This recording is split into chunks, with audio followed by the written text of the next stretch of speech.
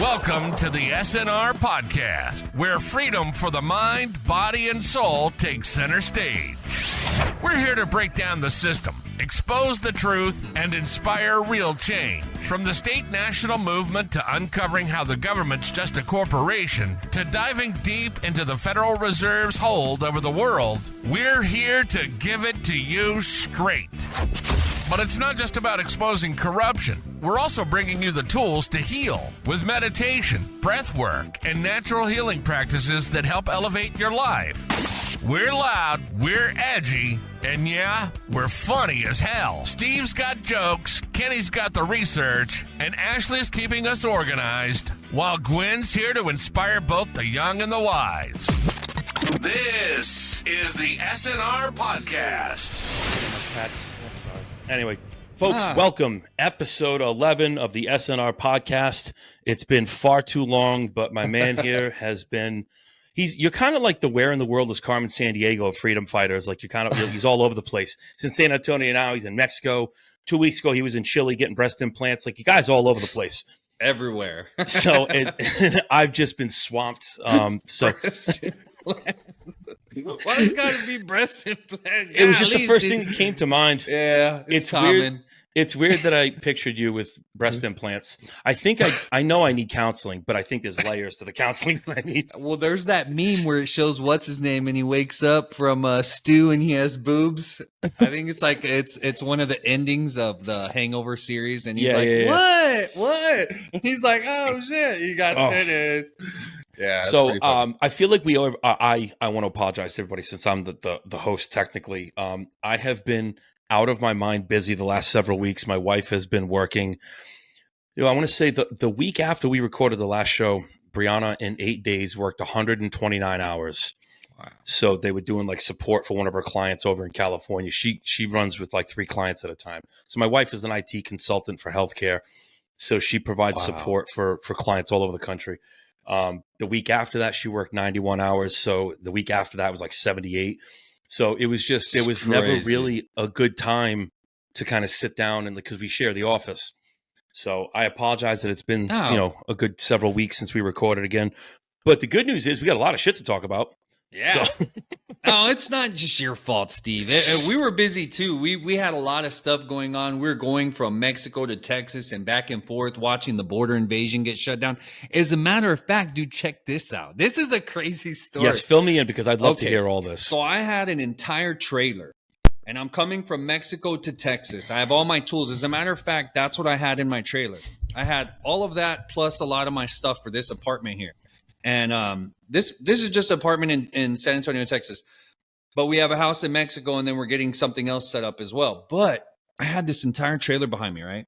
So I'm coming from Mexico. I'm coming into Texas, and the guy says, look, dude, we're going to have to charge you taxes. I was like, all this stuff is from Texas. Every single thing, you can look at it, it's all from here, right? And he's like, well, you're walking a fine line. He started kind of like, not insulting, but kind of just being like a dick about it. And I told him, I'm walking a fine line. I was like, bro, all this stuff is from here. What do you mean? I don't pay taxes. I paid taxes to bring it into Mexico just to have it there so I could work on the house there, And when I was crossing it back, I didn't expect him to say that. But, hey, whatever, pay the taxes. But whenever he said that, it bothered me. And I kind of looked at him sideways. And, I see the Border Patrol agents all the time. So I'm not like all nervous. I just tell them like it is. A lot of times I tell them I'm doing a reverse invasion and they think it's funny. Ha, ha, ha. Right. But yeah. But this time I told him, well, it's a lot better than just leaving the border open. And he said, well, that's why I'm here. And he felt bad, dude. He felt bad. I mean, he felt so bad. This is what he did.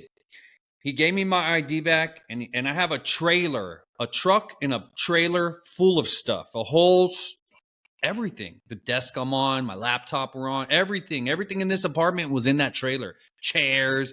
You know what he said? Just go. He's like, and I told him, where do you want me to go? He said, just go. He just like put his head down and just said, just go. He felt so bad because even though they know it's illegal, it's criminal that they left that border open that whole time, there was nothing they could do about it. Everyone was following orders. But they knew it was wrong because that simple comment hurt his feelings so bad. And that guy you could tell he was a good man and he was stuck in a shitty position. Yeah. And when he heard that, oh. You know what that is? What you said. Just go, man. What you said is the equivalent of like if your mom looks at you and says, "I'm not mad, I'm disappointed." Having someone be disappointed in you is worse than them being mad at you. I feel like that's what you just did to that guy. I couldn't believe it. Bro, I get searched going through the border in a car. They like run me through the x-rays and do me all dirty. I had a truck, a trailer loaded, no search. That's how bad those words hurt him. So I know that a lot of those Border Patrol agents, they know that, and it did get shut down. It's shut down. There's no more people crossing anymore. It just shows how this is what people have to see. They say, oh, it's this administration. Well, that's what the news wants you to focus on. But in reality, it's money laundering coming in, and it's to disrupt your country. And then they're going to take the same money and then they're going to use it and they're going to take your taxes and they're going to push them back out. So it's a money scheme. Because like right now, where my childhood friend, my best friend, he lives in an area in the hood of San Antonio. It's Old Pearsall Road. They call it the Creek. It's like literally one of the used to be the top worst neighborhoods in the 90s, right? Of all the freaking country too, it's called Indian Creek. But there's nothing but state troopers, and I'm talking about all day, every day, and they've been there for months, and they're just pulling everyone over. If your plates are not, if they have anything that they could check on your plates, they pull you over. They're taking you right now. So now they're taking all our taxpayer funds, and they're finding them and they're kicking them out. So it's just a money washing scheme, and I figured it out because the guy from Texas, Governor Abbott, he's going to kick out. He's fighting with Biden. Nah, his homeboy got the $1 billion contract to bus everybody. So instead of bussing them out, he bussed them all over our country, and everybody's cheering them on. Yeah, give them to the liberals. Ding dongs. They're invading our country using our anger as a tool. It doesn't matter where you send them. They're still invading. Dude, they're still invading us. Sneaky pants. And I was like, oh, I see y'all. But, I don't want to be mad at my fellow people. I realize we're all being deceived on some level, and the goal is to bring back unity. So the only way is to kind of like a parent would just be like, dude, you fucked up, man. Come on, how are we going to see through this? And let's get united and let's get rid of these bastards. Because in reality, I kind of am starting to think, I guess I'm just saying it nice. I think they're all in a big club and your asses ain't in it. Like we're not in that. You got that from George Carlin. You got that from George Carlin. Yeah, yes, I love it. I think is way ahead of his time. Way ahead of his time. I would give a year off my life to have George Carlin be alive right now to do a stand-up skit through all this shit. I would love to see George Carlin's take on all this. Yeah, that man was way ahead of his time. God damn, you're right. Yeah, he said it. He said it rough too. He's like, "There's a big club and we ain't in it." Oh God, it was funny you say that while I was working today. I mean, you can't see it, but to my left, I have like my workstation set up. So I have like my work laptop set up to a secondary monitor. Then I have my personal computer and I listen to music, movies, whatever. But I was listening to his skit on religion, voting, politics, just Americans in general. I highly recommend anyone who hasn't listened to anything from George Carlin, please go listen to his rants on politics, religion, the United States, its citizens. I'm telling you, this guy, like you said, was way, way ahead of his time. Yeah, he was awesome. Yeah, he was. He's a patriot. A lot of people. I wonder what makes me want. Okay, this is the thing I wonder about. Okay, how are they allowed? Sometimes I think that the way the universal laws work is they have to allow this. So they let someone in a comedian position say it because then it's a joke. Yes, and it's kind of like promoting it. So I wonder, did they tell him? Is that like his role, or was he just like that and they allowed him to say it because that he's in the comedy sector? So it's a way for the people in charge to get the message out to the people, to allow for universal law to play out. The people not do anything. It's all a joke and everything worked. Because I was like, is Carlin? Yeah. Well, I still like it though. To your point, and I'm agreeing with you with this wholeheartedly, but to your point, if you look at what we experienced for the past 4 years in terms of like the woke agenda, the Yeah. transgenders and all that. Dude, there's never been a time in history when that shit was stuffed down your throat, no pun intended, Yeah. more often and as aggressively as it was. That being said, if you look at what happened to Hollywood, it lost over $1 trillion the year before, 2023. Yeah. It lost $500 billion. I Okay. think it lost more than that last year. Okay. So you could see if you tilt the scales too far in one direction, you will start to affect the mega corporations' pockets. Then they got to course correct to bring you back into the fold and get you spending money again. It's Okay. a fucking scam. I'm tired of it. I have a question though. Yes. Does it matter if they print the money?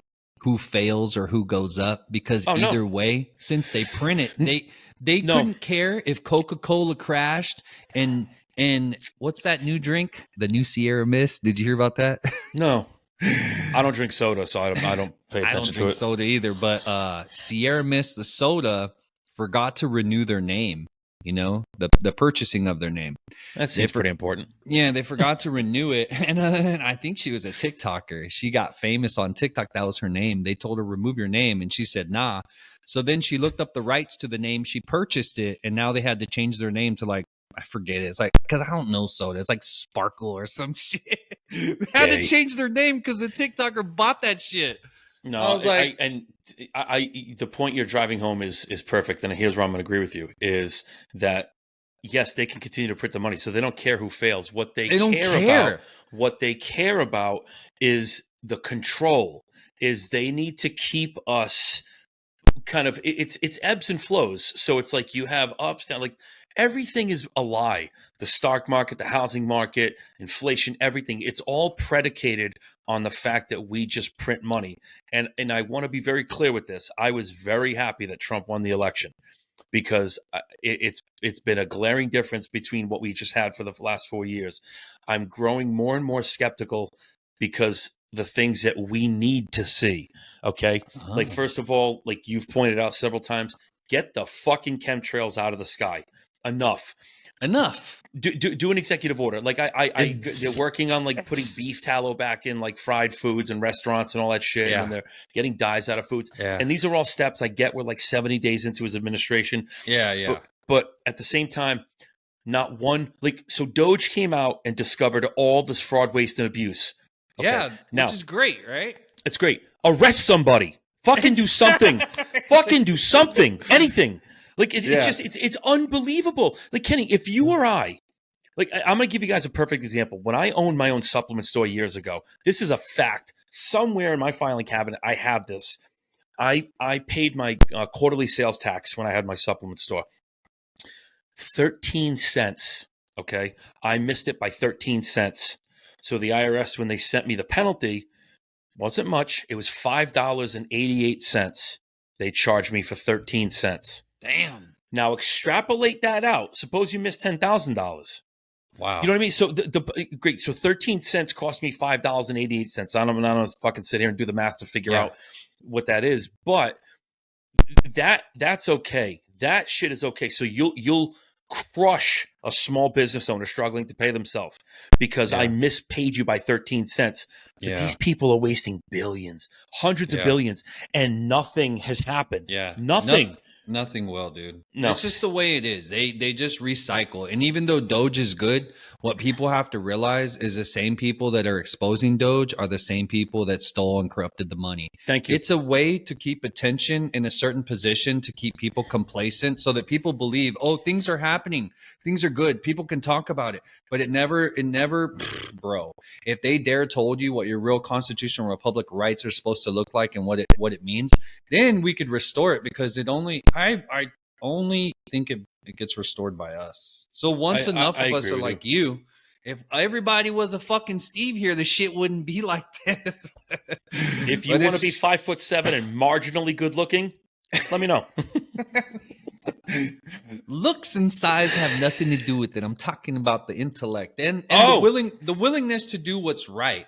In a world that's built on fucking lies, dude. Yes. We're lied from day one. We're like, oh, the Capitol buildings. I'm like, who the fuck built that? Oh, the Horton chisel, the horses built it. Oh, the horses fucking. Yeah. Well, I'm sure you saw what they found underneath the pyramids, right? Well, I mean, why expose it now, anyways? What was it? I see everyone posting about it, but anytime I see that, I forget how many hundreds of meters tall these cylinder shapes were. There's like a half a dozen of them that go forever underneath the pyramids. Yeah. I don't know what it is. Based on like the 3D image that they show, it kind of looks like antennas. But again, if you believe that starving, dying slaves in 120-degree heat use ropes to drag 20-ton slabs of stone up a hill to build a pyramid, I got an island in Guam I want to sell you for $5. Like, just, it's fucking ridiculous. So my frustration is primarily, it's not so much that we're being lied to and we're being sold a false bill of goods. That's just human nature. People are corrupted by greed. And I'm going to go out there and say this too. Everyone keeps talking about the biblical piece of this. And I know you've read the Bible, Kenny, and I don't want to say anything disparaging to anybody because I'm a spiritual, not a religious person. Okay. And if you want, I could run down the differences. All right. But I don't like religion because religion is based on control. And this is coming from, George Carlin pointed this out when I was a kid. So the reason I've never read the Bible, I've never read the Bible cover to cover. I refuse to, and I never will, because the Bible is the version of God's word that they'll let us see. Yeah, I want the original. I found one. I think I said this before. I found a 1567, I think, the year this Bible was made. It's in original Hebrew. It was $9,000. All right. I almost bought it just because I wanted to see what but then my wife looked at me. She's like, I will fucking divorce you if you spend $9,000 on a Hebrew Bible. She's like, you can't even read Hebrew. I'm like, there's Jews all over East Greenwich. I'll find someone to read it. People don't even question why all Christ's missing years. Like, they're just like, oh, they're just missing. They're just missing years. No, it doesn't make sense. What was he doing? And why are there so many versions of the Bible? Like the King James. Look, don't get me wrong. I have read parts of the Bible. I've gone through the process with the Catholic Church and all that nonsense, but I don't like it because it's just based on control. So the reason I'm bringing this up is I have this conversation pretty frequently where people are talking about the mark of the beast, this, that. Dude, everything is the fucking mark of the beast. Like, every time something comes out, the vaccine, the passports, the this, the that, the vaccine cards, the shots, oh, it's all the mark of the beast. Me, personally, I think the mark of the beast has been here for a long time. I think it's the dollar. Social security number. Yeah. It's just, but what's that tied to? Fake fiat money. Yeah. And it's just, you can't function in society without being trapped under the yoke of the Federal Reserve. Yeah. So, I mean, look, all these things, like, people keep talking about the Antichrist, the false prophet, this guy's going to fucking kind of die, then wake up and perform miracles. I don't buy any of this shit. I don't. I'm just like, bro, if you can't realize that we're already in fucking hell, I'm sorry, I can't help you. With child trafficking being $150 billion a year, a lot of people could say, well, if God's word was ever altered, God would never allow that type of blasphemy. And I want people to realize that what's God's most precious asset is God's creation and God's children. So if human and child trafficking is $150 billion a year, and you think God's not going to intervene for God's most precious asset, God's children, but God's going to intervene on paper, I want you to know that God's word isn't written on paper. Nobody knows this, though. It seems like they've been lying and deceiving everyone because God's word is written. It's written in your heart. Your creation, you're a child of God, and it says that you can remove it. You have to sear away your conscience over time by conducting the same act over and over and over. You feel guilty about it. And then you decide to do it again and you sear it a little bit more. And then you feel guilty again and you say, you know what, I'm going to do it again. And you keep searing it off. That's where God's word is written. It's in your heart. And that's why people get deceived. They're like, oh, the paper says this and I get to murder you. No, Christ didn't teach murder. Nobody teaches murder. And I feel like all the stories that has murder in it, I feel like they've been infiltrated by the dark side because they wanted to portray God as a very evil being. And I'm like, bro, God created the whole world. Red, yellow, black, and white. They are precious in His sight. I was like, it just, nothing makes sense when it comes to the religious controls. And that's kind of, The reason, you know why I read the Bible, Steve, so many times? I read the Bible many, many, many times. That's why people they struggle to compete with the comprehension I have, but I have over the illusion of it. And a lot of people are like, how does he know so much? My own friends. I was like, bro, because when I was a kid, Steve, since I was 12, they stuck me in facilities where I had nothing to do. I was always there. I was always in these kid facilities, like troubled facilities, because me and my mom's husband would fight. And so they would take me away and I would be stuck there for 3 months every year. And then I got stuck there for a whole year. And then I just kept getting stuck in these facilities. And I was like, so what I would do is I would read. And I was like, why are these stories so evil? I mean, people are getting hung. I was just like, wow, how could this be God?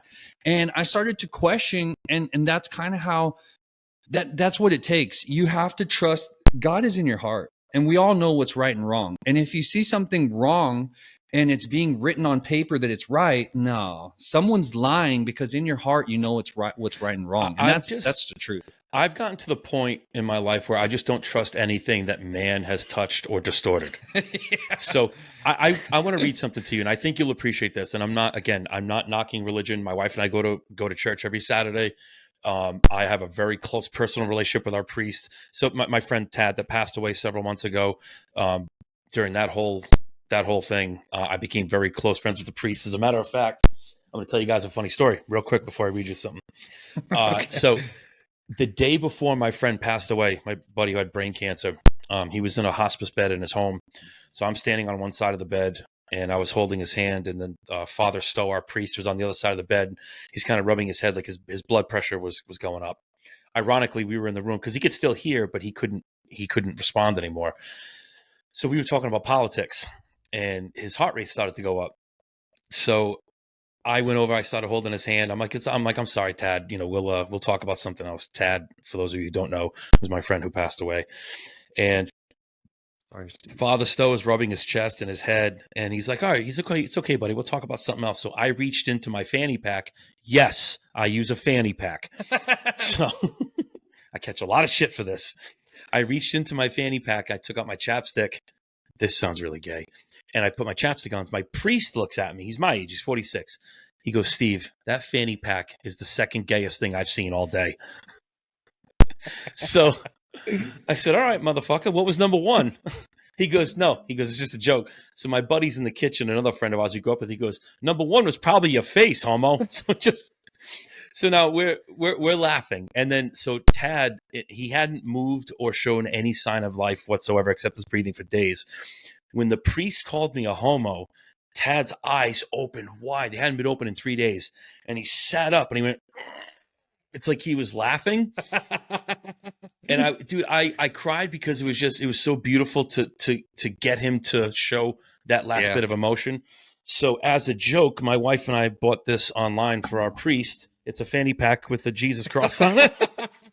So I'm giving that to my priest this weekend. That's cool, dude. No, there's good priests out there. As a matter of fact, there was a priest that was just excommunicated for exposing like the COVID stuff. And so in religion, there is really good stuff. And I don't want to knock the whole system, but it's not what we've been told. And, no, it's not. You know, in some of my research back in the day, there was a priest, they didn't know what to do with him, and the dude would fly around the compound. I'm going to go find his name. The dude would fly around. I know that sounds crazy, but there's also 160,000 documented recordings of a Buddhist monk turning into rainbow light bodies when they die. And I thought, in church, nobody teaches this. And this is something that I've had important to me that changed my whole perspective on everything. And it comes down to a human factor for good. And we have discernment and we can see the truth sometimes, not always, but sometimes we can. And this gentleman researched for 60 years. It's more than 60 years now. And his name is Dr. Raymond Moody. He's the one who coined the term near-death and shared-death experiences. I've seen something about this guy before. He is the best. He is he's got the most purest energy. He's a very pure soul. When you see him talking, you're just like, God, that guy is genuine. Well, he explains his 60 years of research, thousands and thousands of interviews. And what he exposes is what happens when people die. there's not one pastor or preacher that's going to go and get all these near-death experiences and research. He's going to take whatever's on paper, and that's the truth. Yeah. But this guy took real-life experiences and put thousands of interviews on paper to show you, like, look, this is what happens every time. It's like there's like a couple scenarios, like 5 scenarios. They happen every single time, like clockwork. And it's not what we've been told. So that expanded my horizons beyond what I was expecting. And by learning Dr. Raymond Moody's work, he is the one. When everyone builds their research based on his, because he did the foot research, he did the labor, and he interviewed people, and he conducted studies, tests. He is the man. He's a really old gentleman now, but if you go check him out, people, you will not regret it. And it doesn't harm your beliefs. If anything, when you seek the truth, God's right there with you. Seek the truth. Seek it. To your point, I want to point something out and expand on what you just said. So is it fair to say, and I'm asking you this, Kenny, I'm sure the viewers and listeners will probably agree too. Is it fair to say that we are spiritual beings, not religious beings? Yeah, okay, we are. So, we're soul. Okay, so that being said, I'm going to read to you something that I read a long time ago, and it made me realize that I would rather be referred to, I see myself as a spiritual person rather than a religious person. And here's like a little A versus B thing. Okay. So number one, religion is not one, there are many. Spirituality, there's only one. Religion is for those who sleep. Spirituality is for those who are awake. Religion is for those who need someone to tell them what to do and who want guidance. Spirituality is for those who pay attention to their inner voice. What did you just say? Religion has dogmatic rules. Spirituality calls us to discuss everything and to question everything. Religion threatens and scares. Spirituality gives inner peace. Religion talks about sin and guilt. Spirituality says, learn from your mistakes. Religion suppresses everything that is wrong. Spirituality overcomes everything. It brings you closer to the truth. Religion is about God. It is not God. Spirituality is everything, and therefore it is in God. Religion is inventing. Spirituality is finding. Religion doesn't tolerate any questions. Spirituality will question everything.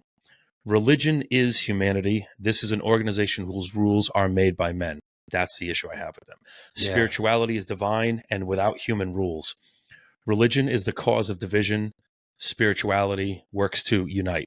Yeah. Religion seeks you to believe. Spirituality, the spirituality you have to seek it, you have to seek it to believe it. Yeah. Religion follows the concepts of the holy book. Spirituality looks for a holiday in all books.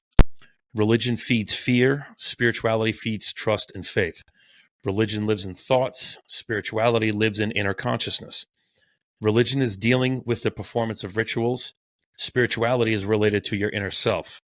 Religion feeds the ego. Spirituality forces you to go beyond your ego. Yeah. Religion makes us disconnect from the world to follow God. Spirituality makes us live in God without giving up our existing life. Religion is a cult. Spirituality is an inner meditation. I knew you would like that one.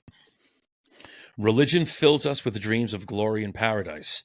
Spirituality makes us live in earthly glory and paradise. Religion lives in the past and in the future. Spirituality teaches you to live within the present. Religion creates monasteries in our memory. Spirituality frees our consciousness.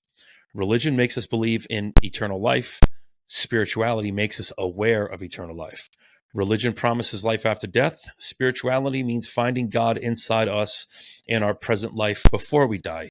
We are not human beings who are going through a mental experience. We are spiritual beings going through a human experience. Exactly. I love that list. Yeah. I'm going to send that to you. Oh, that's a good list. I love that. So if you kind of look at the compare and contrast, it's very easy to agree with the spiritual side of it. And this has always been, and again, you and I had similar paths in life.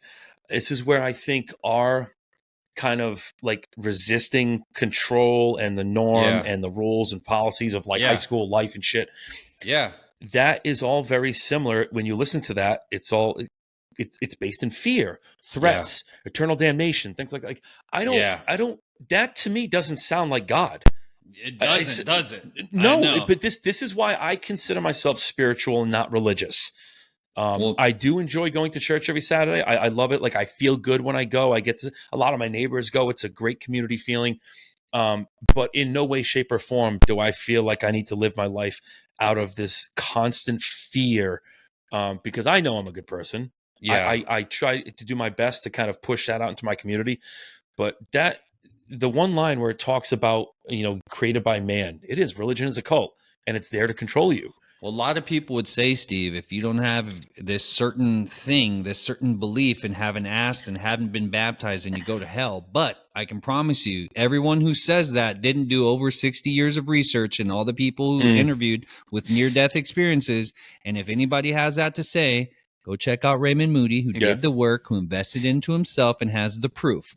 Stop believing what people write on paper and they just blindly follow. Like we saw with the lockdowns, how people were just blindly wearing this. We saw with the lockdowns how police were enforcing small businesses to be closed. Was it right? No, it was all wrong. But they followed because they're told what to do. Stop doing what you're told and trust your heart. God's in your heart.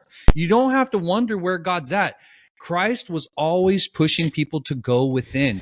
Christ was against all the religion. He was against the religious leaders. The Pharisees and the Sadducees are the ones who riled up the crowd and had him, they chose Barnabas, the fucking thief, over Christ. And people are just like reading this like, oh my God. I've read every story multiple times, and and I'm telling you, it doesn't make sense. They're not being truthful. They're misinterpreting stuff. They're just doing so much for control. I think that what they're doing. Whole goal is to pull us away from understanding our own spirituality. That's what I believe. Because when you read the Bible or you hear like the threats and this and that, and listen, I went to confession last year with my friend before he passed, because we were going. I think I was going through the adult confirmation class. I've had some very, very incredible, profound conversations with our priest. And dude, I'm sorry, he doesn't disagree with my thoughts. He doesn't agree with the question. Like I questioned all of these things. And I'm like, I'm not trying to be defiant. I'm like, I genuinely love to hear your perspective. I'm like, we grew up in the same generation. We grew up 2 towns over from each other. I'm like, our upbringing could not have been that different. He's just very forthright. He has a major issue with the Catholic Church. I mean, they do have the serpent head, and then they have that thing where the Pope sits that looks like, I know. I was like, I sent it to my mom. You know what? Let me let you finish. Sorry for no. I was done. I was just saying, like, it's it's mother, refreshing to have those conversations with someone who is a priest. My mom is a heavy duty Catholic because she taught at an all girl Catholic high school, and she graduated from an all girl school. She would my mother would debate me like to like destroy the time together. She was like, no, absolutely not. And it took me years of sharing, like, look, Mom, what about this? And I don't know, I would share everything. And one time my mom I was like, hey, Mom, how's church? And she's like, I don't know, I haven't gone in months because of you. I said, because of me?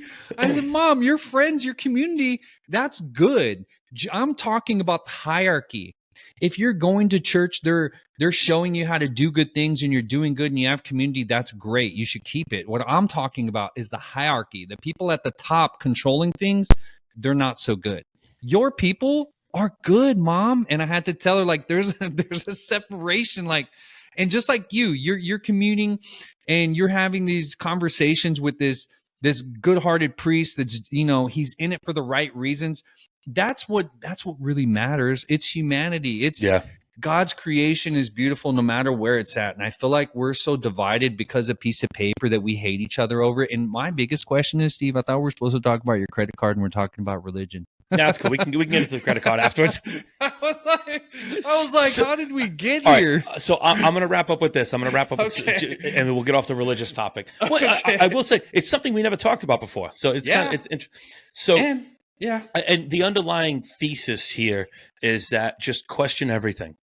And you've said it multiple times in this. Trust your heart. Trust your heart. God is there. You know, if you're doing something, if you're questioning, if it doesn't feel right, that's your intuition is God speaking through you. So listen to that. So in 2009, I graduated high school in 1996. I went back to get my bachelor's degree from 2008 to 2012. So in 2009, I took an astronomy class, and the topic for the week was God versus science. Okay. So I've always been very good at thinking way outside the box. I mean, way outside the box. So everyone was talking and making these like kind of like cut and copy arguments about God, science, Darwin, blah, blah, blah. So I said, you know what? I know that when a star explodes, some of the matter is what makes up the cells in our body. I said, so theoretically speaking, if what is happening up there is coming down here and helping to create us, I thought, let me look at how many people die across the world every day, but also how many new stars are born every single day. And bro, it was very close. It was very, very close. So I wrote a paper that became the topic of the week.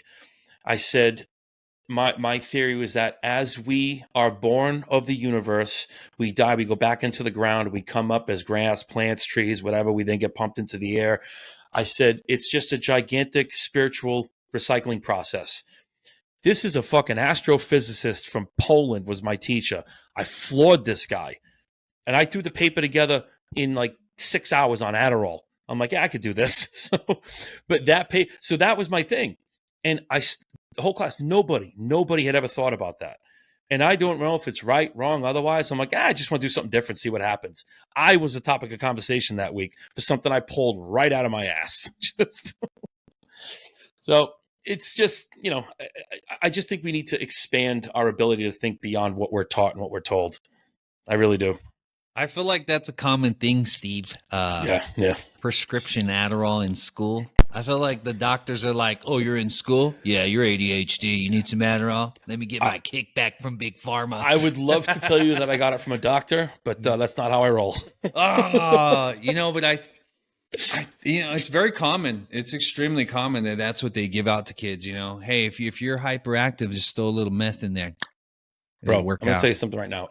For anyone who's watching or listening, I have tried cocaine a lot in one summer.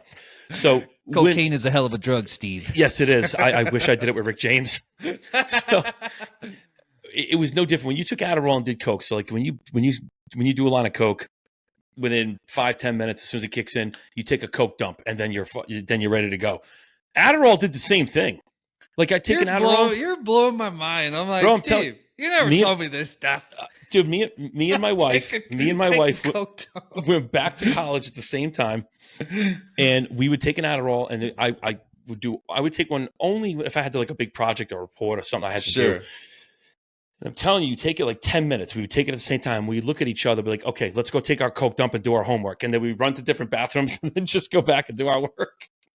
The point I'm trying to make is, yes, pretty girls poop. But two, it is no different than cocaine. I felt exactly the same. And it's legal. It's legal. The fact that they prescribe that to children is astounding. Dude, yeah. Because I felt like I could eat sheetrock on that stuff without blinking. Isn't it crazy? I'm glad that you shared, your past experiences. People need to know. I mean, we're humans like everybody else. We've done. How do you think we know all the stuff we know? Because we've been through it.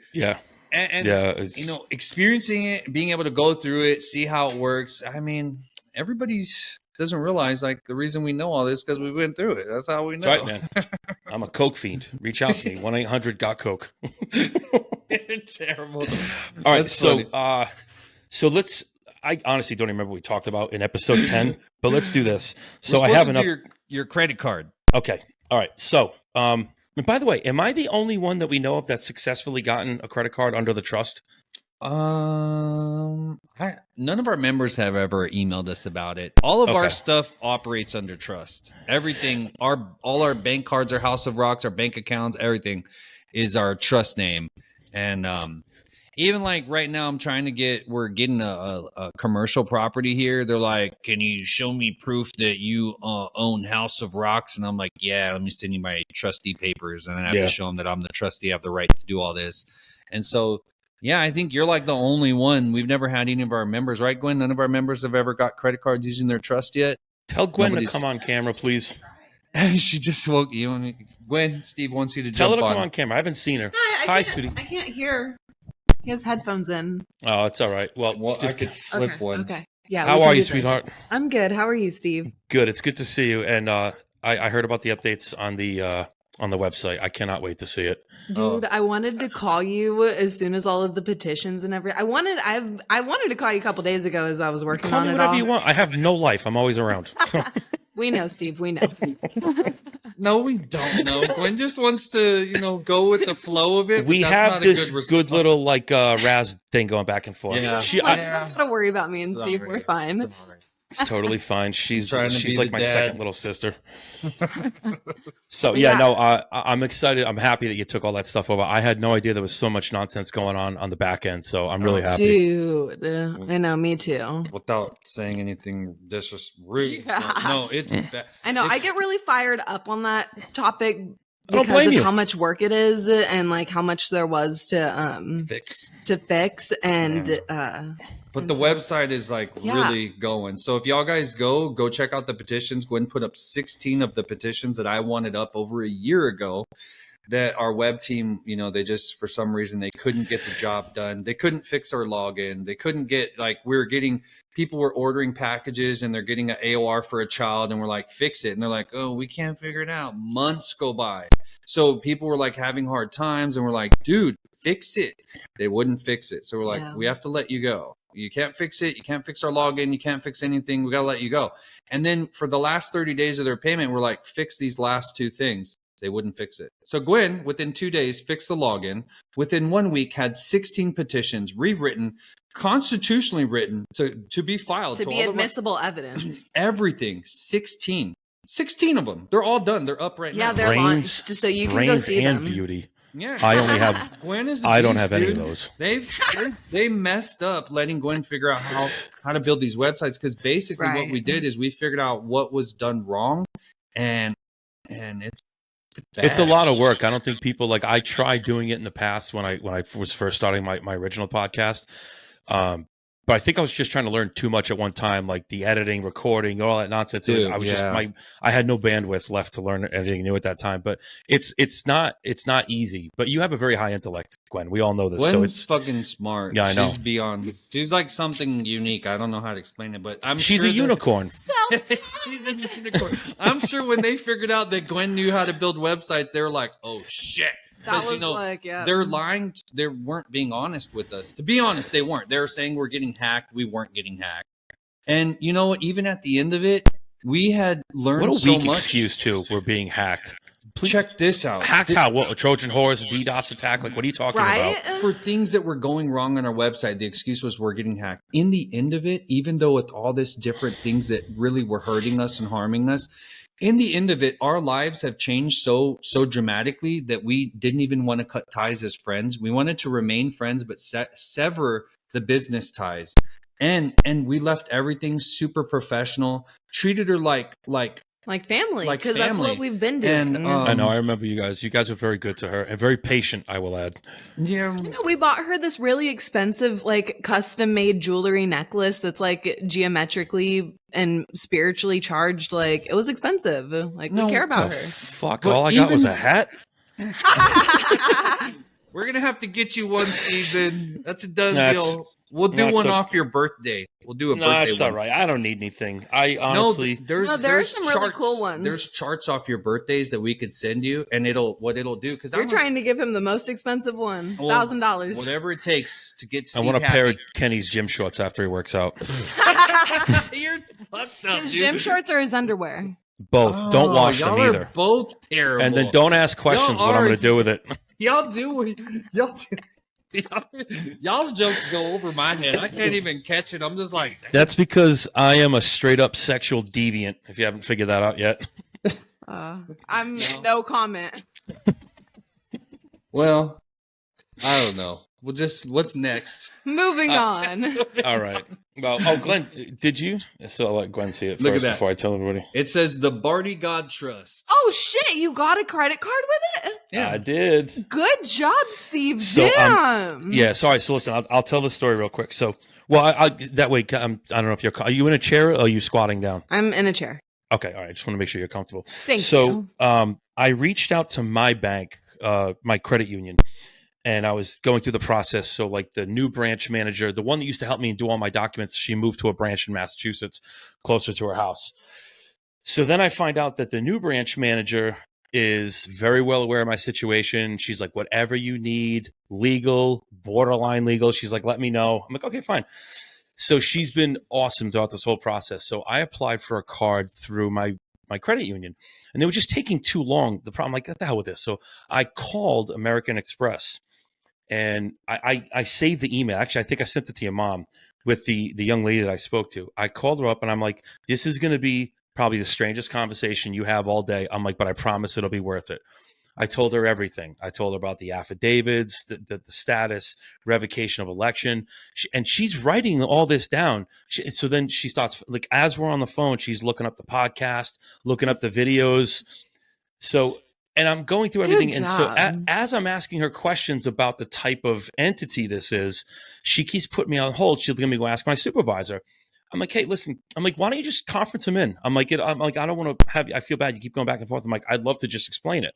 So then I'm on a 3-way call with the girl who answered and then her supervisor.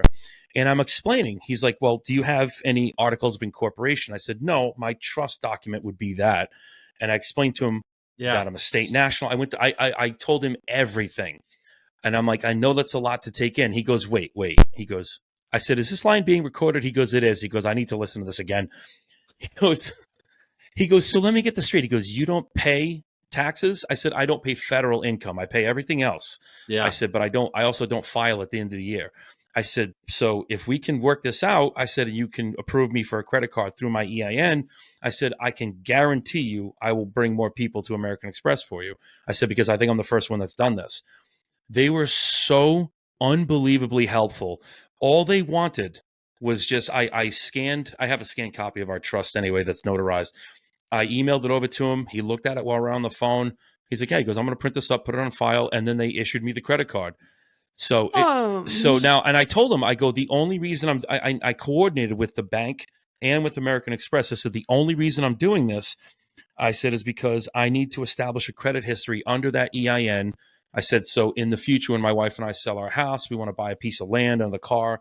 I'm like, I want to be able to do it through the trust, and I want it to have a good credit history. Okay, no problem. So they were super cool. I had it in the mail like maybe a week later. And then out of nowhere, I get a call from my credit union. Like, oh, we're just letting you know you've been approved for a credit card under the Barty Familia God Trust. I'm like, really? I'm like, I thought you guys said no, because they wanted articles of incorporation. They didn't really understand it. So then they issued me a card too. So I had 2 of them. Then the credit union called me back Friday. Well, they sent me an email like, oh, we still need some information. So I called them back and I'm like, hey, what info do you need? I'm like, you guys dragged this out for like a month and then you just sent me the card. They're like, oh, we just need a copy of the trust. And I go, you have that already. I'm like, you got that from Jen Fletcher at the bank. I'm like, I don't see what the problem is. They're like, yeah, we need you to send it to us. I'm like, you know what? I'm like, American Express already gave me a card, but like 4 times the limit you gave me. I said, so you can just let it cancel itself out. I'm like, I really don't even need it. They're like, you went to American Express? I'm like, yeah. I'm like, you guys been dragging your feet for 4 weeks. I'm like, I ain't got time to fuck around. So I kept the American Express one. I let the other one cancel itself out. But by just calling and having that discussion and telling them everything I did, all the documentation, all the court recorded documents, everything, they were blown the fuck away, number one. They both started following the podcast, number 2, and they said they would absolutely provide the same level of service for anyone we refer over there as long as they have the EIN number. So That's so awesome. Yeah. That's pretty cool. Yeah, the so- articles of incorporation, the equivalent in a trust is going to be something like your declaration of trust. Yeah, So anything yeah. like that, it's the equivalent. Like I said, American Express was very generous with the amount that they gave us. I got a card for me and I got a card for Brianna. So they based it as like the president and vice president on our combined income. So they and I'm like, That's I only awesome. need. I'm like, I only need like a $5,000 limit. I'm like, literally all I do now is I put all my monthly expenses on that. I pay the balance off every month. That's what we do on our other credit card in our name. Yeah. So they what we gave do. me like 4 times what I was asking for. I'm like, all right, fine. I'm like, I don't need all this, but I appreciate it. So yeah. So, I mean, if at this rate, like with the thousands, yeah, they were very generous to We us. know math. I know, we know math. You just We said know the bare basic. minimum. We know basic. You said math. what you just bare. That's pretty awesome. That's good. No, good so share, dude. Damn. Well, like I said, it was just it's the reason I called is because after I had the conversation with my credit union, I tried doing it online, simple, but then I ran into those hiccups. So I said, okay, while I'm waiting for them, I'm going to call American Express. I feel like if I explain myself in the totality of the situation, I think I'll have much more success than I Definitely. did. It was very simple. So No. anyone who's watching and listening, you can absolutely get your own credit card under your family trust name using the State Nationals Rock Trust documents. That's And, so awesome. I know. So they got put it up again just for the hell of it. We're It's just updating a lot of stuff. I like the too. blue color too. No, that's pretty Right. cool. Steve Barty, The only God thing- Trust. The only thing is, I couldn't fit the Barty Familia God Trust. So all right. like, you can't yeah, fit that's all of it. fine. No, that's like, you cool, know, bro. That's so really cool. That was We the only have drawback. We have an entire trust website. Glenn's going to build it, and it's going to have everything. It's going to have gun trust, pet trust. We have a handicapped son, as you know, Steve. So we're going to have a handicapped special needs trust for people. And then we're going to have the trust that they sell for $20,000, the real expensive one. And we're going to have it as the parent trust that can own all the trusts, so that if you want to have your arms and firearms in a trust separately, but owned by your parent trust, we're going to have an entire thing dedicated so that anybody can do it. And it'll be very affordable, so anybody could do this stuff. And if people want to use lawyers, they can. But if people just want to learn it themselves, we're going to have their own education so that people can maneuver themselves, so that the middle, lower middle, there's no division between that and the upper middle and the upper class. So everyone will be able to have the freedom of the trust. But as our membership as a state national, it's on there. You could get the same trust that Steve has on our gold membership. So This is primarily there. a conversation I have. A lot of people, when they call me based on, like, I put my info out in the podcast, whatever. So a lot of these conversations I have is based around the revocation of election, the AOR, and then the trust. So I just tell people, I'm like, listen, I'm like, don't skip ahead. I'm like, it's like a test. Just go. I'm like, just start at step one and just flow right through it. I'm like, don't jump ahead. I'm like, don't even look ahead. I said, because what's going to, I said, because what happens is You get overwhelmed. you do, because you start to look at like, the 26, 27 steps, and you start to look at all the titles of these things. It is irrelevant. And I give the same advice to everybody that I did. Every section, every step of the process, I gave myself 2 weeks to study and learn. That's why it took me about 52, 53 weeks to get through everything, was because I wanted to really kind of engulf myself and absorb it all. So I try to give everyone that same advice, and I could tell it's working because the guys that reach out initially, when they reach back out to me, I can hear it in the questions. Like, I can tell that they're studying. Oh yeah, I know. So what you mean. it's much more informed conversation. Yeah. So so it's working. I've been Steve. slacking though. Yeah. I am so excited to get done with all of the free education, because the free education details all of the questions that everyone asks. Like, what is the state? And then there's one for covering the monthly memberships, and it's going to go through what each paper does and give people an understanding of what they're doing in the monthly membership and the whole purpose of it. The purpose And so of each document. I will freaking let you know as soon as I have all of the free education launched, because It's really it's going to be the state national website where people can go to get the information that they need. Of the world, Craig. Top flight of the world, Craig. We are not little anymore. Come on. Oh no, that's how it's going to be. That is one of my favorite fucking Like, movies. there's over 20 pieces of free education that we're putting out. It's longer than the petition list. Yeah, it's really No, good. can I tell you the benefit? The benefit to having you do the website and fixing everything is that this is your passion. This is your baby. Yes. Nobody is going to care about it and put as much into it as you do. So as much as it sucks, like going through it and putting all the work in, the seeds you're sowing right now are going to blow up for you. They are. Yeah, they definitely are. Wait till I make videos about Gwen and how she built the website out and what it's going to, I'm probably going to, it's going to be incredible, I'm sure. I'm so excited. You know what I wanted to tell you, since you talked about the revocation of election, at your work, for federal taxing purposes, how do they label you? Do they label you as a citizen, national? What do they label you as? Non-resident alien. I can forward you the email. Non-resident alien. Did y'all hear that? I want people to pay attention to that, because that's what a state national or a foreign national is. We are considered non-resident aliens for taxable purposes. So this is what I want everyone to know about. If you're doing a revocation of election to pay taxes, it is not legal or lawful for a U.S. citizen to do that. You have to change your status to be a state national in order to be considered a non-resident alien for taxable purposes. So I want you to know, don't be deceived by people telling you, just do it with nothing. If you do it with nothing, it means nothing. Correct your status, have the evidence, and then do the revocation. Just so everybody knows. I want to point something else out too. The term, and I like to explain this, and I know you guys know this, but the term non-resident alien, and so the government likes to refer to us in three ways: CPR, and I know you guys know where I saw this. Citizen, person, resident. So you want to remove yourself from those labels, and non-resident alien meaning that you're foreign to the 10 square miles of DC's jurisdiction.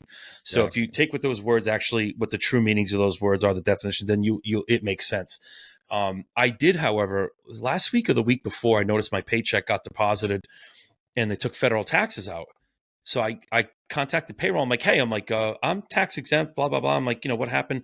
They're like, so we switched over our payroll software from, I don't know, something to Workday. So so during that transition, they never told people like me who are federally tax exempt that we have to submit a new W-4. So our cutoff is February 15th every year.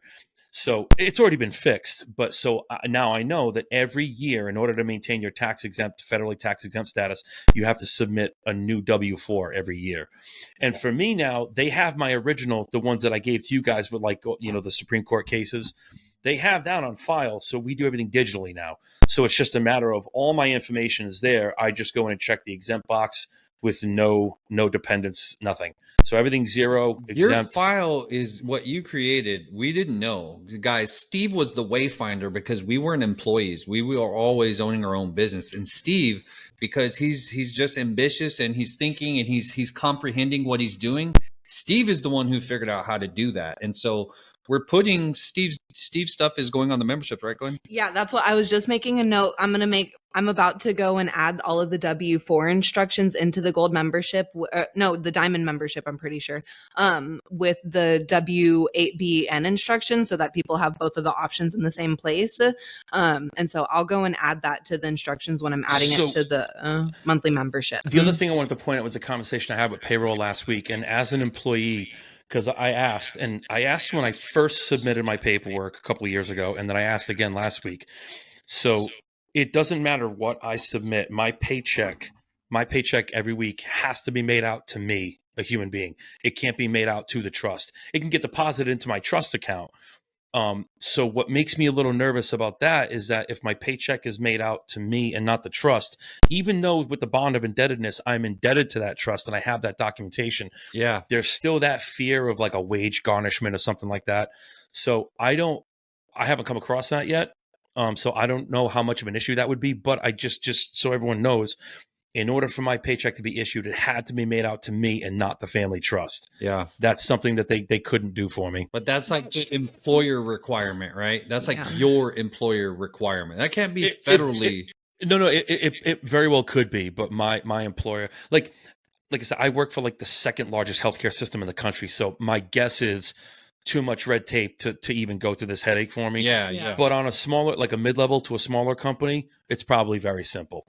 So, it should be fine because you're the trustee of the trust. And so it's not going to you as even as the all caps name or as your private capacity, it's the private capacity as the trustee.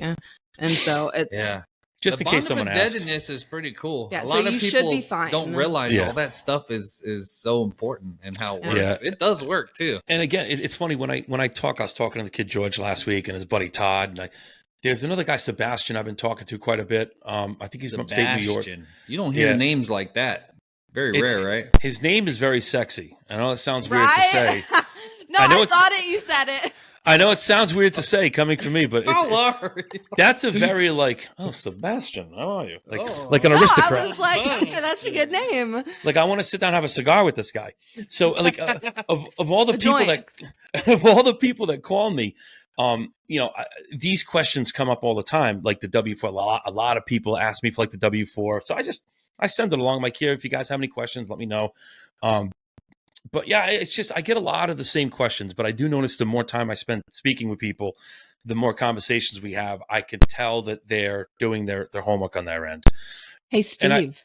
Yeah. If you ever have like any good questions that you constantly are getting asked and constantly saying the same answer to, text me the question and your answer to it, and I'll put it in our FAQ page on the website. You know, someone hit me with a new one the other day. They said, you know, Steve, just an FYI, the Kardashians got rich with a sex tape. Why don't you make a state national sex tape? And I said, is that an invitation or just an idea?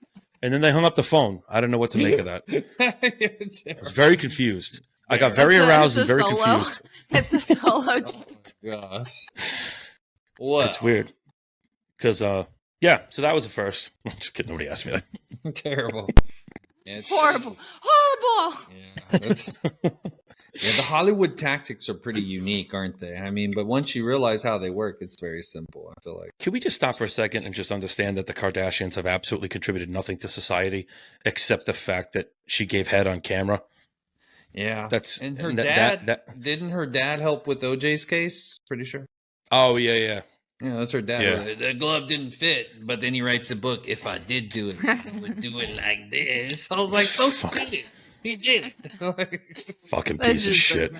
You know, but then there's that whole conspiracy that she's still alive and she's that news anchor, you know? So there's like a whole, you know, well, you don't even know. Who was that little blonde girl? Joan Benet Ramsey? John Benet Ramsey. Joan Benet Ramsey. She's Katy Perry. They say she's Katy Perry. Yeah. And she does kind of look like her. Well, with these families, if it is true that there is a massive satanic ring that runs and operates throughout and we're unaware of it, I can tell you that I had a client, Steve, this will blow your mind. I had a client that walked into my business, and I would, you know, I had a pretty cool job, actually. It was a very skilled job. It was very unique. And, you know, sometimes I even work at hospitals and they'd pay me a lot, $500 an hour to go to the hospital and work for the hospital.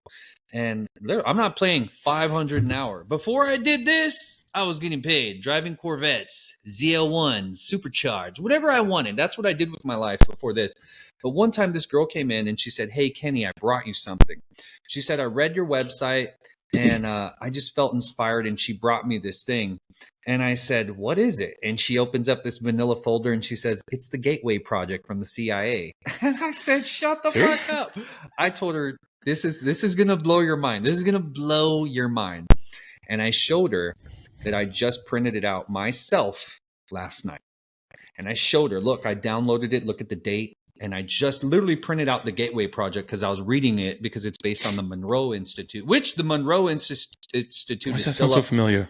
Because they have to do with hemisync. They hemisync your left and right brain to make you more coherent. And the CIA and all these different government agencies did research and funded the Monroe Institute to figure it out. Well, it's basically a document saying that you could like walk through walls. Look, here's the other boss calling. Let's see. Why'd you flash me in the face? Let's see. Let's FaceTime her. Let's put her on.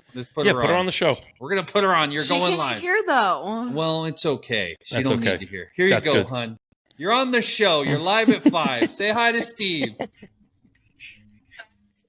Hi, It's sweetheart. all right. Ashley's in Mexico. Viva la Mexico. Yeah.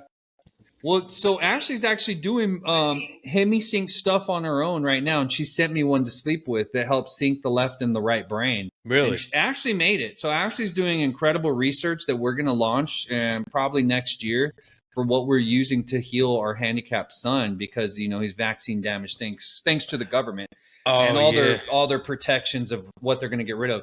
But yeah, I'll call you when we're done, hun. I love you. All right. Love you too. Bye, sweetheart. All right. Said bye. Steve said bye. I'll call you back. All right. Love you. Bye. All right. Bye. Yeah. So she brought me that Gateway Project, and it was a crazy synchronicity because I told her, girl, I literally downloaded and printed that out last night and was reading it, and she brought it to me. So she goes on to tell me that she wrote this book, and I said, "Oh yeah, what's the book called?" Guess what the book was called? You'll never guess. The Mandela Effect. She wrote one of the books. There's many people that wrote books about it, but she wrote one of the books on the Mandela Effect. And I was like, No wow, shit. we are going to have a great conversation, girl, because you don't know whose room you just walked in. Because I was a huge researcher. I mean, I was digging in on everything. So I started to explain to her about child trafficking. And this girl would have like little I'm going to tell you, I'm working on her face. I'm doing something. It's a $700 procedure. I'm working on her face. It's very skilled work. And oh yeah, I've had vaginal rejuvenation. I've been through that. face, I didn't pay that much. I had it done behind a Kmart by a Puerto Rican dude. We got into a conversation that had to do with elite child trafficking. And I started to explain certain details, and I swear this lady would just go blank. She would just go blank. And I was like, what the fuck is happening here? Her brain was... No, this is what happened. This is what happened. She came back to me a second time, and she had to give me this big hug, and she had to tell me, like, I was one of those kids.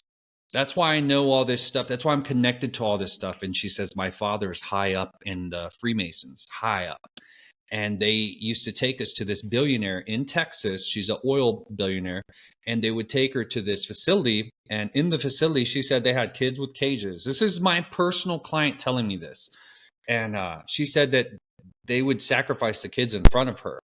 And that because her father was one of them, her and her brother were only allowed to be raped and have a lot of fucked up shit happen to them. And she's talking about real evil stuff. Like they would make her eat her brother's shit and really evil shit.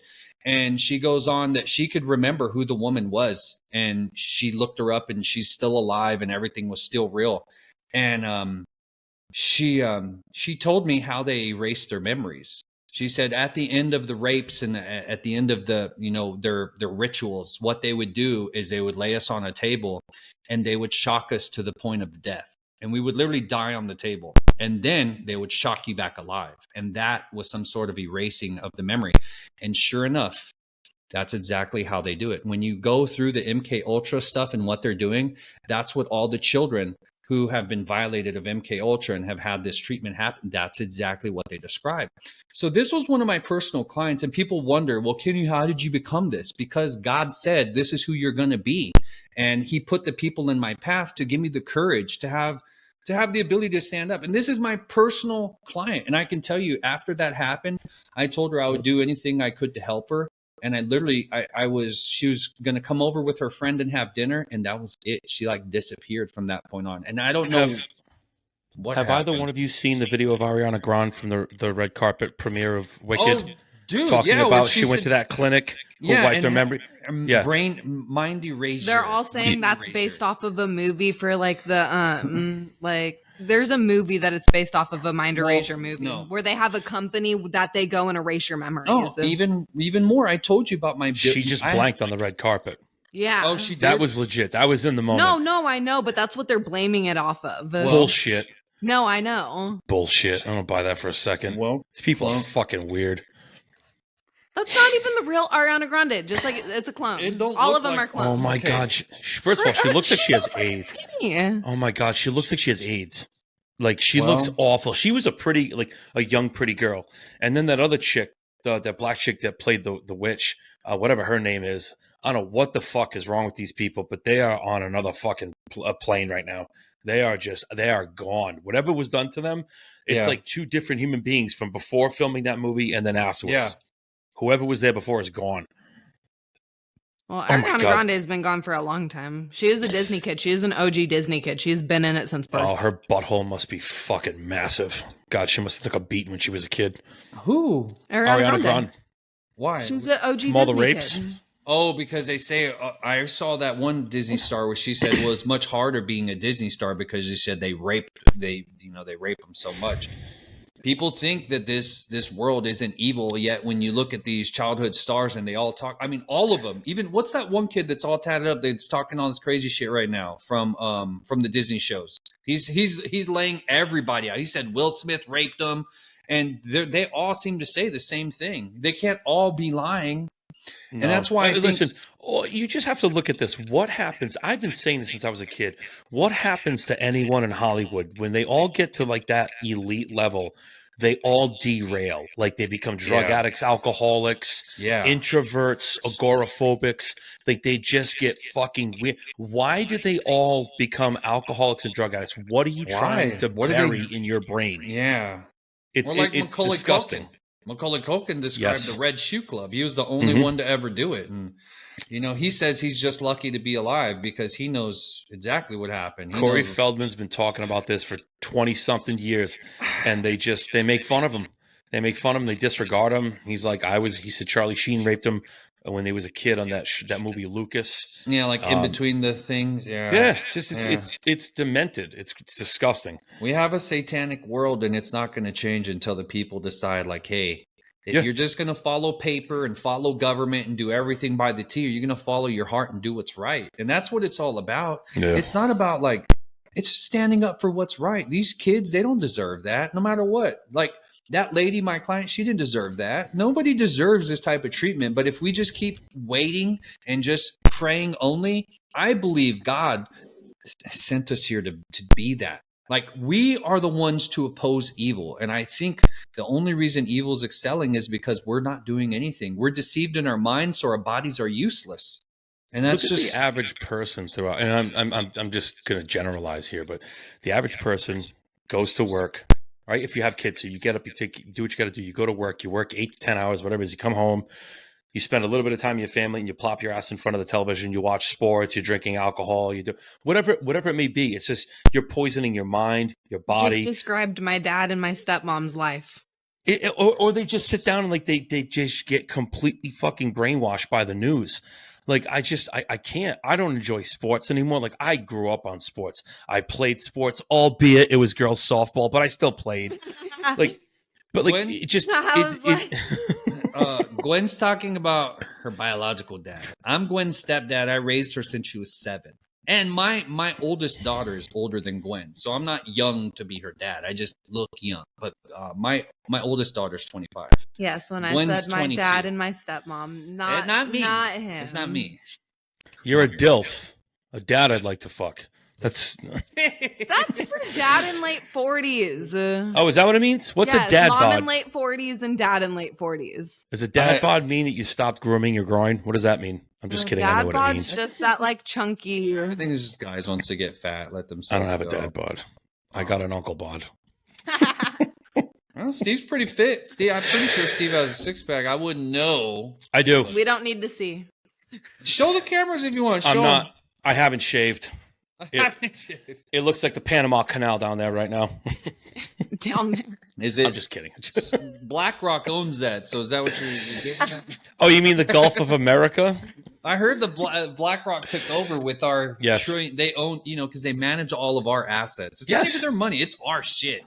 They're managing all the Social Security funds, and they're taking our money and weaponizing it against us. What a crazy... Ooh, did you guys happen to see the video that Anna Von Reitz put out maybe 2 weeks ago? She put out 2 of them, and it was it was on YouTube. I don't know if you guys came across it or not, but she was working, Steve. No, I was working too. Just not as hard. So no, y'all work hard. We know y'all do. Especially, if your wife's pulling off 120 hours, bro, that's serious. Damn. Shit. Yeah, well, her OnlyFans has taken off, so it's been good. I mean, her job in IT is very busy. Okay, so what did she put out? So she put out a very interesting video, and she was laying out what's happening right now since Trump took over. But her theory is that we're watching the official bankruptcy of the U.S. Inc. That's why Doge is going in and liquidating assets and trying to get the books in check and blah blah blah. It was. She tends to go off in these kind of circular rants and things like that. It was an interesting perspective to hear what she says is happening. You know what I mean? I'll tell you.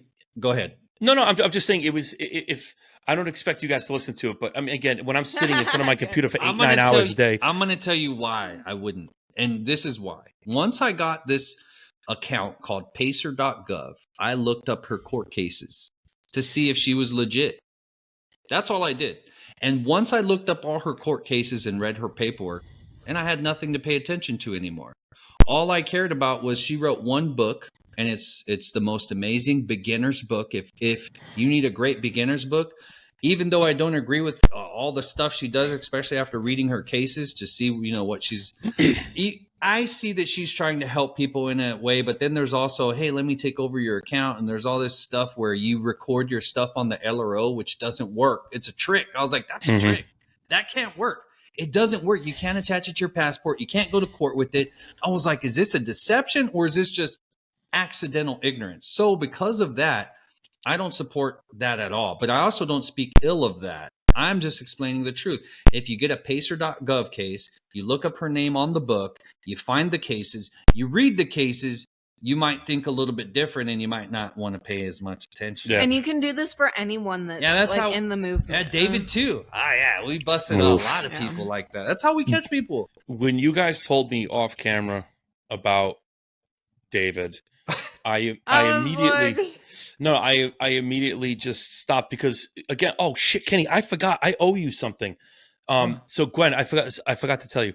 So you guys have Carl Miller's class on your website. Yeah. So what I did is I took that entire 5-hour class. Okay. And I took the transcript from YouTube and I copied and pasted it and made it into an instructional, just a Word document. That's cool. So we talked about this, I think, in the last show, and I never sent it to you. So Gwen, when I get a chance, I'll take it if you wanted to add that to the site. So when you copy and paste the transcript out of YouTube, it takes all like the second and minute markers too. So I don't remember if I went through. I'll clean it up for you if I didn't. You got to go through and remove like all like the second tickers, like it shows you where in the conversation's taking place. So I usually have to remove all that and then make sure the paragraphs are also. I'll go through if I didn't do it already and clean it up, but I'll send it over to you. So if you want to put out as a download as well, I'll send that to you too.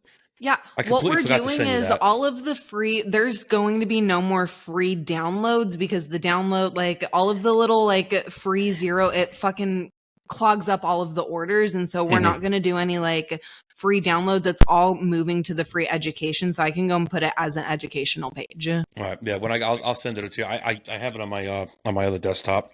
Yeah. It's send weird. It over.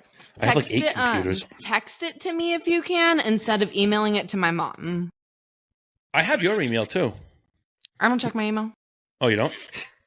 It might be too big to text. I mean, it's a 5-hour lecture on a Word document. Oh yeah. The Word document, you should be able to text it to me, and if not, you can email it to me. He's not on Apple, so it won't. Yeah, I don't have that. Work. So what I'll do is I'll email it to you. I'll just text you. I'll send you a text that I sent it over. Do that. All right. Yeah. So you haven't gotten any of the pictures I've been emailing you?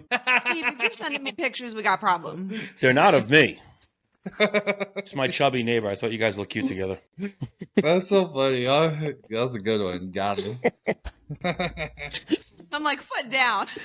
Yeah. Hell no, kid. You're 46. You're too old. No, that was the problem with David. David was always hitting on Gwen. I remember. Yeah, so people were like, he's such a good guy. His wife's such a good guy. They're both bad. Hate to tell y'all guys, and I really shouldn't. He's so good at what he does. She's still stuck in jail. It's just... you know why she's there? Because she stole from her husband. We looked up her case. She was stealing from her husband. He paid her out $500,000.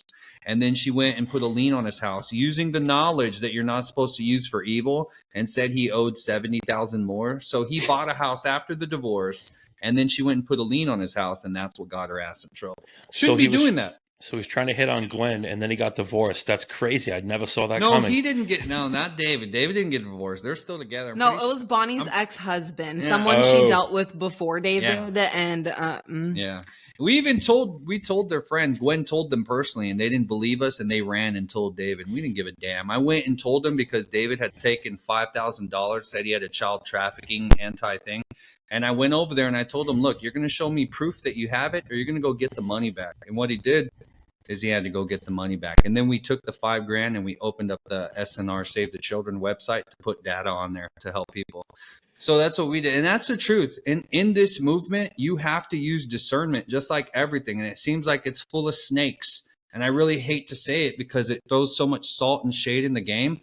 But, with everybody lying, with the new administration, with we're going to save the world. But, if you go look, what does RFK say? What's the new health danger? Oh, crisis? Yeah, he's declaring anti-Semitism a national health crisis.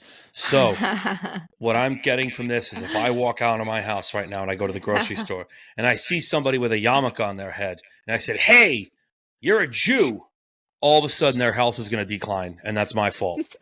So it's awful. Look, you're causing stress in the body, okay? Yeah. And they can't manage their own stress themselves. There's 21. It's 21 states that have anti-boycott laws against Israel, which is weird because that removes our First Amendment right for another nation. And it happened in Dixon, Texas, when they had a hurricane. All these people got flooded out, and in their terms of agreement, it said you will not boycott Israel to receive federal funding to fix your house. That is a real problem, and it's adorable that you can be in this country and burn our flag and not a problem. If you burn Israel's, then there's a problem, bro. Isn't that something? Tell me whose ass we're kissing. No, I don't think it's kissing. I think, honestly, from my research, it looks like they're in cahoots beyond what we can imagine. And I mean way beyond, because when I track the money down, the money goes back to the same people who created World War II. And I was like, wait a minute, they're supposed to be against this group, but yet they work together. So then I started to realize, wow, did you know that so Stalin implemented anti-Semitic laws, right? You could be put to death. Now, I'm not bullshitting. This is, anybody could look it up. And when I looked it up, it came up really easy. So I know it's public. Stalin, which he killed all the people with the Bolshevik, killed Christians. He implemented laws that you'll be put to death for anti-Semitism. At the same time, Hitler put in laws to go after the Jews. So one group is getting paid to go after them, and one group is getting paid to protect them. That is, create the problem, implement the solution, and that's all they do, dude. That's it. And it happened at the same time. And I was like, bro, this is a one world government. And I wish I could just tell everybody it's a one world government, because the Federal Reserves all work in cahoots, and the World Bank, the IMF, or the BIS, the Bank of International Settlements, all those head central banks, the BIS is the head of the world, combined with the International Monetary Fund. These are the true controllers because they print the money. They loan the money. They create the infrastructure, and then they never give the money to the people. Those are the true rulers, and nothing else really matters besides that. And all the rest is just a show, so you never see it. And that's why unity is the only way. It doesn't matter your race, your religion. Y'all know how I feel. Y'all see my videos. That's all I talk about. It doesn't matter who you are. You're God's child. It doesn't matter if you like Steve and say a bunch of crazy shit, or if you're like me and you don't. Or I don't know, I do all my own crazy shit. My crazy shit isn't like Steve's. I'm just kind of like, you know what I like to do, guys? I have a problem going fast. So I'm banned from fast cars, fast bikes. My friend let me drive his Ferrari, and I was just like, God, I need to get one of those. But I can't, because my mission, I can't put funds in anything like that. My heart won't let me. Like, I can't buy a Corvette. I can't do anything like that, because I want all my money to push out into education. Like, that's all I care about. And it's weird because I wasn't like this, Steve. I was like fucking wild man before all this. And then once I learned what they were doing to these children, and my client telling me she's one of those children, can you imagine how I felt? I was like, dude, I'm telling you, we cried. I was hugging. I told her, I'll go over there. We'll go get shot together, and we'll go in that building. I am not afraid. And literally she disappeared after that, because I was at a very angry point. When I learned about it, I was angry, and I was really... how could you not be? You know what I mean? I was jacked up. I was like 260 pounds at my biggest, and whenever I was lean, my neck... By the way, everyone listening, he was 260 pounds. He was all foreskin. This is pre-circumcision. So... I even have a neck. People don't believe me until I show them the picture. I was like that. A neck or a head. And then I leaned down to like 220, and I was ripped. Dude. I was like, I had like an 8-pack. It was ridiculous. And that's all I cared about. So whenever I was doing all my workout stuff and then learning about this, I was pissed. You're just full of piss and vinegar. I was like, let's go get these people. And then she tells me, and I was like, girl, I will go with you. And Ashley's like, he will go with you. And, I was... And then it's just the way it happens. But, that's why God, I feel like we have a purpose and a plan, and we have to realize it and come together. Everybody has to come together. We have no choice. And I think these next 4 years are going to show us voting don't mean shit. You have to It's unite. starting to feel that way. Gwen, you had asked me before about questions that I get all the time. One I've gotten repeatedly since the election took place was, well, now that Trump's in office, is it like, am I going to go back to being a citizen I go, you out of your fucking mind? I go, why would I go through all this trouble just to go back to becoming a slave? I'm like, I don't care who the president is. Yeah. If there's still citizenship, that there's still a Federal Reserve and an IRS, you are a slave. I said, so no, I'm not doing any of these things. Yeah. Side note, that is one of the petitions that we have up now is to end the corporation of citizenship, because we the people need to have the unincorporated citizenship available to us. That should be our natural. We shouldn't have to go through and repudiate the corporate citizenship. That's unlawful. So that's one of the petitions we have up. Is so for people who don't want to take the step, they could still be proactive and sign the petition. Kenny, still take action. When we had the first educators meeting, do you remember the young lady? I think she was from Colorado and her boyfriend was from Nevada. And he said that when he got his paperwork, he worked in a gold mine. And he said that when he did his employment packet, you had the option to choose state national.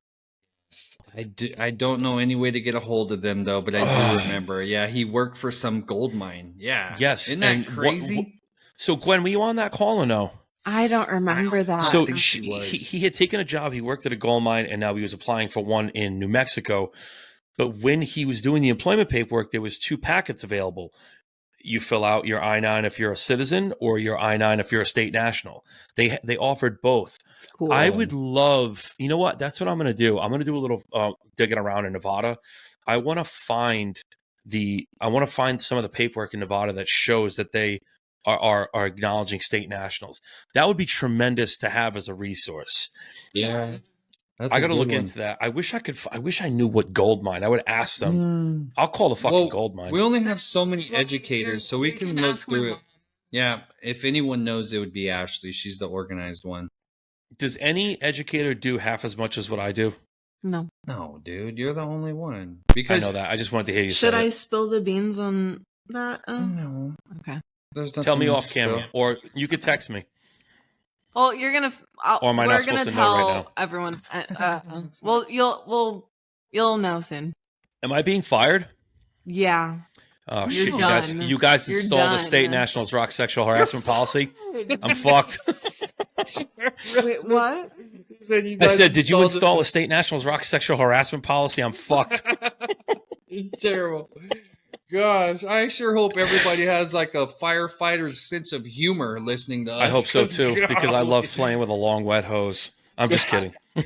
You know, the firefighters have like I made a couple firefighter friends because I almost died one time, and I remember you were telling me, the freaking firefighter became my friend. He saw my leg. He's like, "How'd you do that?" And then we became friends over it.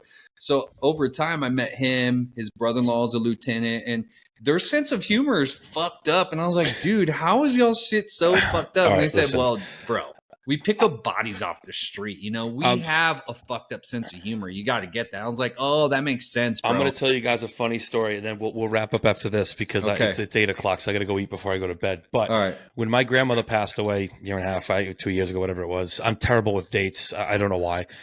So my mother called me crying hysterical. I just finished detailing my truck. She says, Steve, I need you to come over here. She goes, your grandmother passed. I found her in the shower. So I drove over to my she lived directly across the street from my parents, about 5 minutes from here. So my wife and I pulled up right behind the rescue and the police. And so my grandmother's house and my parents' house is on a hill. So my grandmother's shower was downstairs. So I pulled up, I went right in the basement. The door was open. So I assumed my mother was still down there. So me and my grandmother had this phenomenal relationship. I always used to joke around at 93. I'm like, oh my God, you should strip. A lot of people would pay to see a 93-year-old naked. I'm like, come on. I'm like, you can untuck your boobs from your pants. So like, it was this constant back and forth. So I remember I ran into the bathroom hoping to find my mother, and I saw my grandmother who had passed away sitting in her shower chair. I walked back outside. I looked up at the sky. I go, you motherfucker, this is how you get me back for all those boob jokes? So the rescue is there. So I told the rescue where she was, and I'm talking to the police officer. And my sister pulled up with her fiance at the time, and I mean now they're married. So she's crying hysterically. My mother is a mess. So me and my father in the driveway talking to the firefighters, and I'm joking with them with this. Like I process things very differently. It takes me a day or two to kind of absorb the magnitude of certain things. So I'm joking around with the firefighters in the driveway, and Kenny, to your point, the guy looks right at me. He goes, dude, why are you not a firefighter? I said, because I look terrible on a mustache. And he's just like, this is my point, man. You should be a firefighter. So I have this sense of humor with everyone in the weirdest situations. You have a firefighter sense of fucking humor, I can tell you that. Yeah. I do. We were when my buddy Tad passed away, me and Brianna were at the funeral parlor for the wake, and it was 4 hours. It was packed. The place was mobbed. So, after the emotions wear off and I'm seeing buddies from high school and shit like that, I look at Brianna, I go, there's all these empty rooms we can go make love in right now if you wanted to. She's like, the fuck is wrong with you? I go, I don't know, man. I'm like, my juices are flowing. Fucking, you are a firefighter. That's your new name. You know how they say sailors Firefighter Steve. cussing like a sailor? You have the sense of humor like a firefighter. And we're just gonna no more relabel scuba that. Steve. We're gonna It's relabel terrible. that so we can whitewash all the shit you say with just firefighter sense of humor. I'm just a degenerate with a filthy mind and a big heart. That's all I am. All right, Steve, go eat your dinner. All right, so I always like, listen, I appreciate. He's like, Steve, you need to go get fucked right now. I gotta go. I'm gonna go jump in boiling water after this.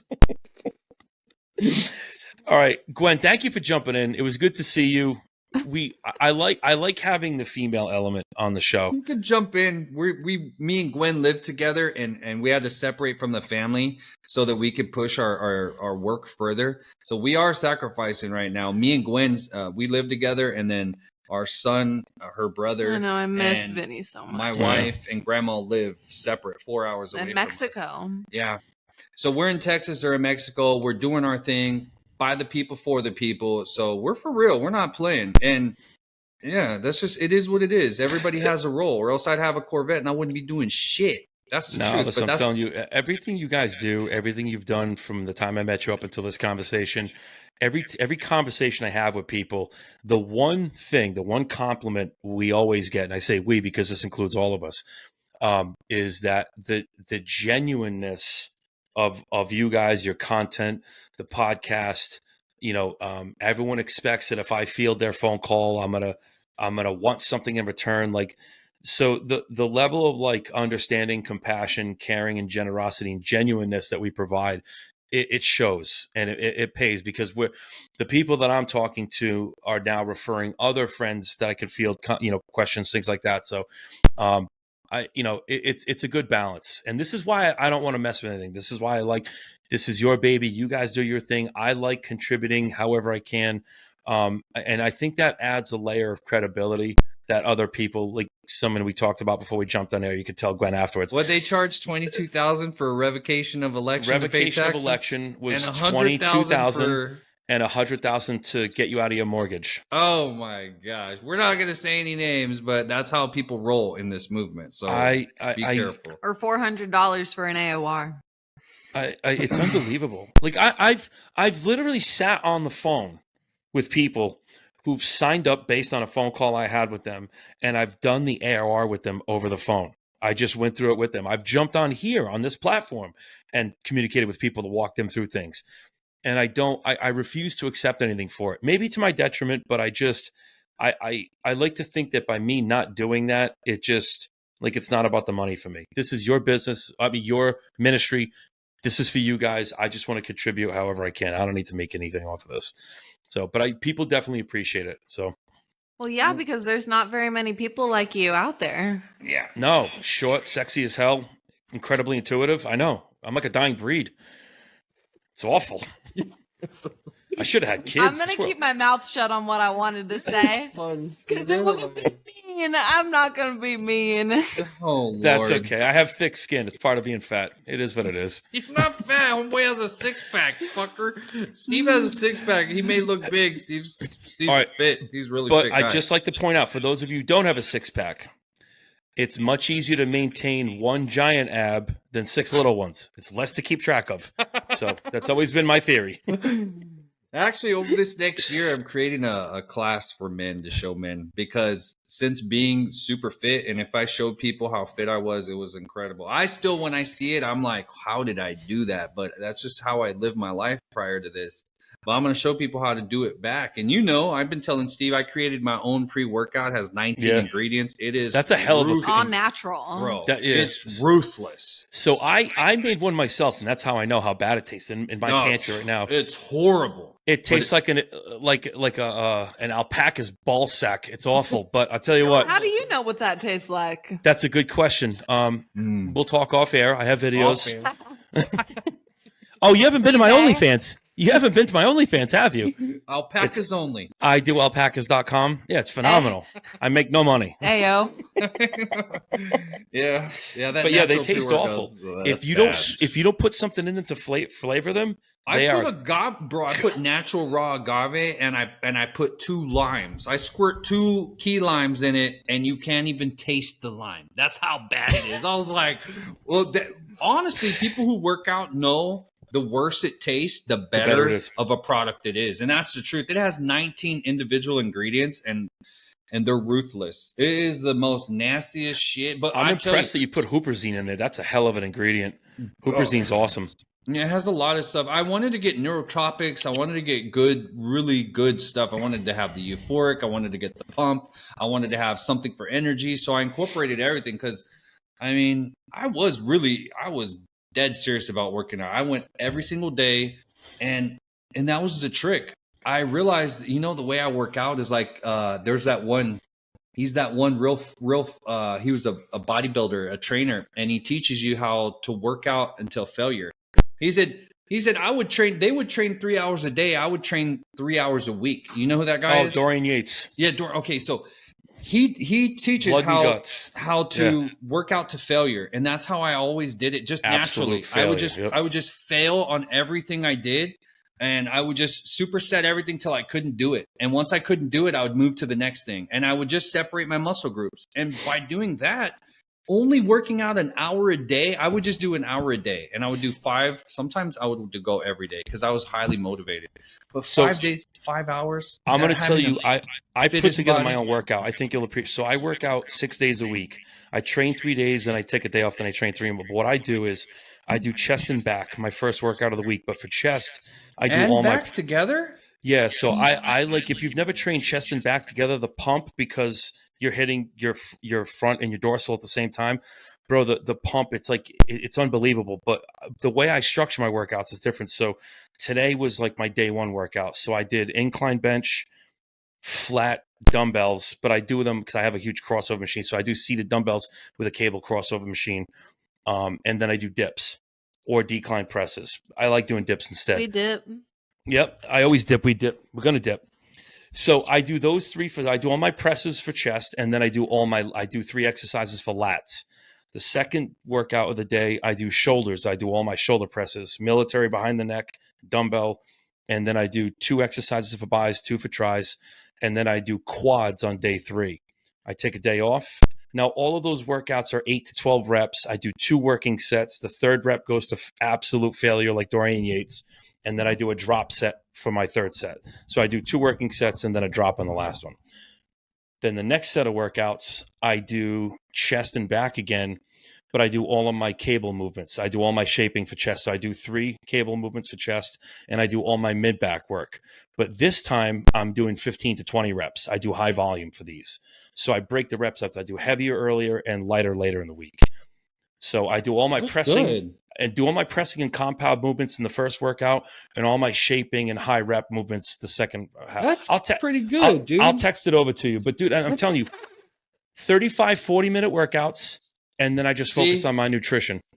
This year I wanted to make a class. You know how they say it's better to be, a warrior in a garden than a gardener in a war. So I wanted to create a class for men, and it's going to be like a 30-day, you come and stay with us for 30 days. And the first 10 days, we're going to teach you. Oh, like a sex camp. I went to one of those.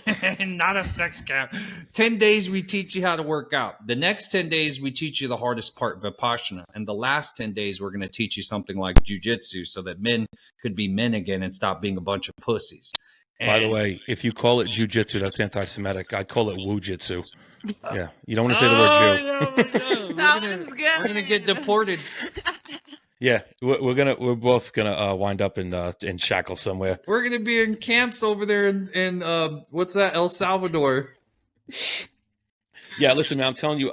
So what got me through college, because I went to college like 12 years after I graduated high school, and this is applicable to anything. The mindset you have going to the gym, like the ability to go and physically beat yourself into the ground to the point of like, I've puked after workouts. Like, I don't like working out like that anymore. But like to be able to push your body to that limit, all I did with everything else in my life, if I could physically beat myself up like that, then I could mentally apply myself and learn anything. Bingo. It's just a mindset. They're together. So when you have that mind-body connection, in my opinion, dude, once you master that, you can accomplish literally anything. That's what we want. Yeah. I'm literally making a class for 30 days to get men to come. And we're going to, I told you what we're doing right now because we want to fund it all through a store. Mm-hmm. So this is what we're doing. We're opening a store here in San Antonio, Texas. We're going to create a facility, men and women and children. So for me, I'm going to have a men class. Ashley's going to teach detoxing since I want to poison my child. And Ashley's going to teach people how we detox to our child so that people can replicate it for their families. And we're going to teach all this to the world. And we're going to use what our store here in San Antonio to pay for people to go. And people could just donate. Donation only. You can stay there, learn what you need to learn, go. And that's our mission. That's why I'm here. That's why my family's separated, because we have an even bigger plan for everybody. And that's what we're working on. So this whole year, I have to not only accomplish everything, but I have to create the class for the men and show men how to be men again, because it seems like in the United States, men are just like, I don't know, dude. We're just getting weaker. We're just getting weak. It's not cool. And we need to put that warrior back into the garden. And so we don't get into a war and have a bunch of gardeners in the war. So this is probably too much information for everyone, but I sit down when I pee in the middle of the night. Does that make me feminine?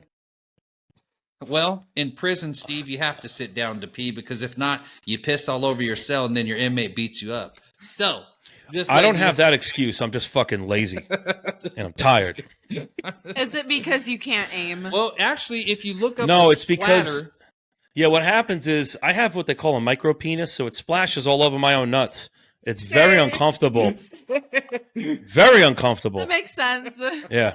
Yeah, that was one of the jokes I used to tell my brother. I'd be like, you pee all over your balls and all that stuff. I was always like, it's like an acorn in a bush. A class clown when I was young. That was my thing. I would always play. That's why you and I get along so well. So now I'm a little bit, now you're the funny one, and I'm just like trying to hold it together. Now you're vanilla, Kenny. now I'm the dork. I'm like, bro, it's hard to put two big funny personalities together. Although we're doing this virtually, you could very easily show me up. That's what she said. No. But you're funny. You're a good one. That's some pretty ruthless shit. I'm too quick sometimes. Just ask my wife; she'll tell you. But that's the story for another time. All right, listen. All right. On that note, with the micro penis and the premature ejaculation, I'll leave everybody alone. Everyone can go to confession now that you've listened to this podcast. All right, listen. Kenny, we just need it in an affidavit. Yeah, that's fine. I'll sign anything. Whatever you need me to do, I'll do. So, Kenny, I'll touch base with you in another day or two. I'll work on getting this thing out and up.